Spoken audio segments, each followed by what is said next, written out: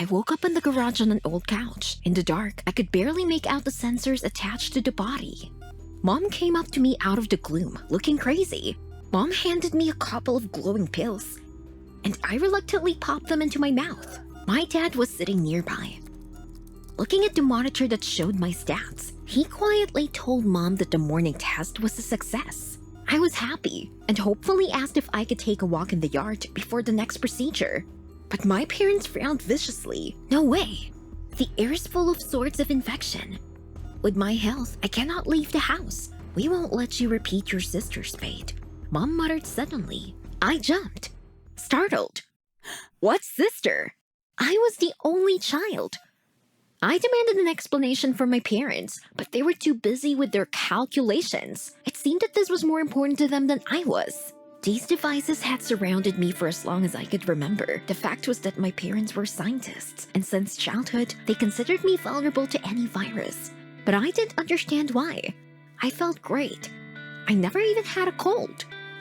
But my ancestors still constantly examined me in their laboratory in the garage. They wouldn't even let me go to school, so I wouldn't get infected with something. I was terribly offended. While I was sitting at home, all my life passed by. I wanted to get out of this cage at last, to hang out and walk with my friends like all teenagers. But I believed my parents. They were scientists. Mom's voice brought me back to reality. She said I could go to my room. Well, finally. I quickly ran out of the garage and into the hall of the house and ran to my room. Everything in the house was built to keep me out of the street.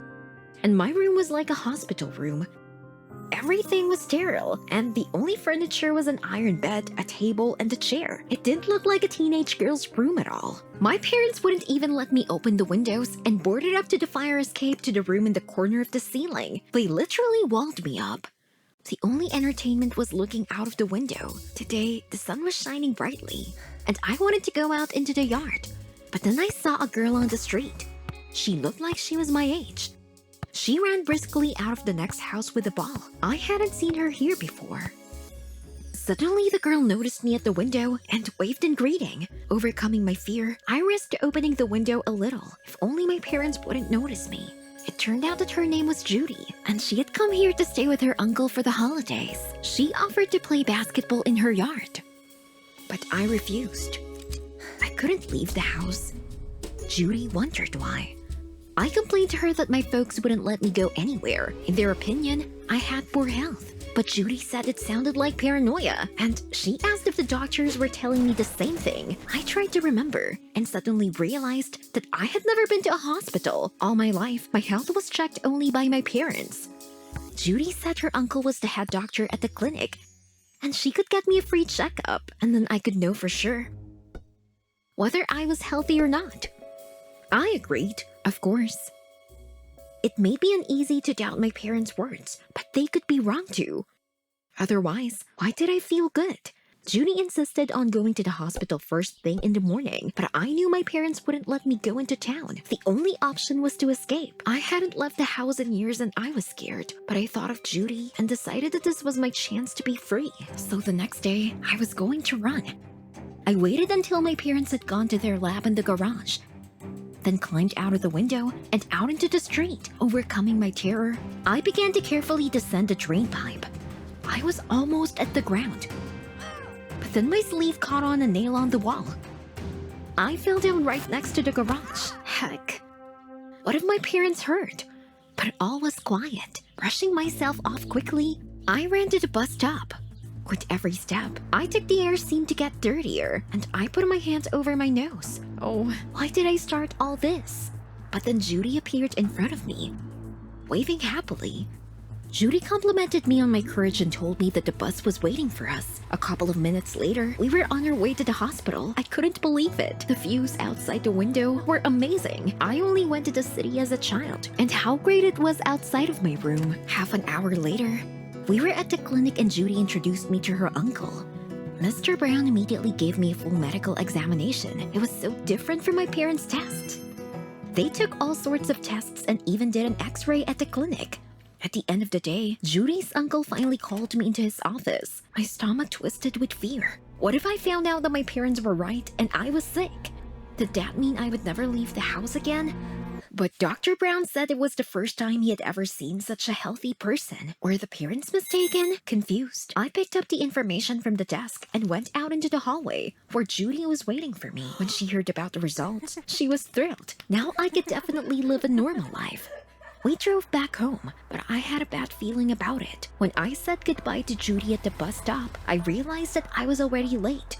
My parents would be out of the lab for dinner, and they'd be mad if they didn't find me. I ran home as fast as I could. The way up was more difficult, but I still climbed up the pipe to the window, opened the window, and froze on the sill. My parents were standing in the room. Mom had a little vein popping out of her forehead, and Dad just stared at me in silence. The horror took my breath away. In an icy voice, Dad asked me where I had been. Haltingly, I told my parents about the clinic. Maybe I could leave the house now. But Mom hissed angrily that I didn't appreciate their concern at all. And since I didn't trust their degree, they wouldn't give me such freedom anymore. Then Dad pulled me into the room so that I fell painfully to the floor. He said I wouldn't leave the room now, please. No. But my parents didn't listen to me. They locked the door and went downstairs. In a panic, I pounded on the door and shouted, but no one answered. Had they gone mad? There was only one hope: to escape through the window. In a hurry, I began to pack my things. If only my parents would not return. After 15 minutes, everything was ready. Grabbing my backpack, I rushed to the window and suddenly I saw my dad below. He had a drill in his hand. It turned out that he was going to drill a wrought iron gate to the window. I burst into tears of despair. These were my parents. How could they do this to me? Completely exhausted, I stayed locked up until nightfall. I called Judy several times, but she wasn't available. What should I do? And then I suddenly heard my folks swearing in the lab below me. All I could make out was my name and something about the final experiment. What would they do to me? It was very hard to hear, but I had to find out. Then my eyes fell on the glass. Exactly. My hands trembled with excitement as I leaned the glass against the floor. It worked. Now I could hear every word my parents said. My father whispered ominously that they would finish the experiment today. Maybe we made a mistake when we cloned her. Came from below. What? My folks must have gone crazy. At that moment, Judy called, and I hurriedly told her everything. My parents were crazy and they wanted to do something to me. Judy was scared for me and immediately suggested that I run. Yes, but how do I get out? My folks locked me up. And then I remembered the fire escape hatch in the ceiling. Of course. As a child, I liked to climb out of it on the roof, but my parents boarded up the passage. What if I tried to break open it? Suddenly, my parents downstairs became suspiciously quiet. Did they hear me? I whispered to Judy to wait for me at the bus stop. Trying not to shake, I quietly pulled the bed to the center of the room and climbed on it. I strained as hard as I could to push the hatch open. But my parents' footsteps were already on the stairs. Heck, I grabbed a chair and began pounding furiously at the hatch. And so, with a desperate blow, I managed to break open it. But my parents burst into the room, their faces twisted in anger. God, they were going to kill me. Mom took a huge syringe from behind her back and rushed to me. I tried to fight back, but a second later, she injected me with some liquid. No. I'd woken up on the couch in the lab. But now, my hands were strapped down. Dad was smiling insanely at the monitor. Oh, please, let me go. But Mom was already approaching me with a scalpel. I tried desperately to escape. This was the end. Suddenly the door burst open, and the police rushed in. They tied up my parents and charged them with child abuse. Then I saw Judy behind the officer, looking flustered. It turned out that when I didn't show up, she got scared and called the police. Bursting into tears, I hugged my friend. Without her, I would have died. We were all taken to the station to take statements, and I still couldn't believe that my parents had done this to me.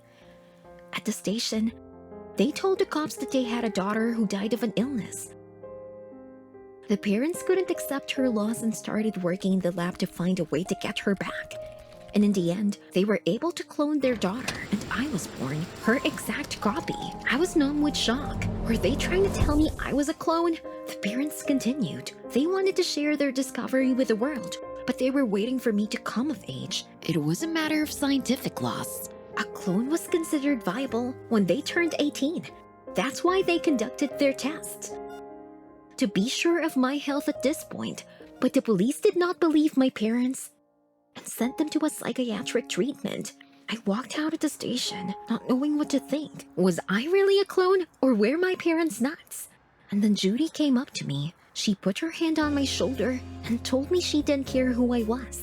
Most importantly, I was her friend. And then she added that we could still escape and travel all over the world. I cried with joy. Dear Judy, she wanted to travel with me no matter what. Remembering my parents, I decided that I didn't want to be afraid of everything anymore. Now I was not someone's experiment, and I was responsible for my own fate. In the end, we collected all the savings and went to the ocean. I felt like my life started all over again. Yes, I still hadn't solved the mystery of my birth, but I was finally free. Did you like the video? Subscribe and like it. Support the channel. Thank you.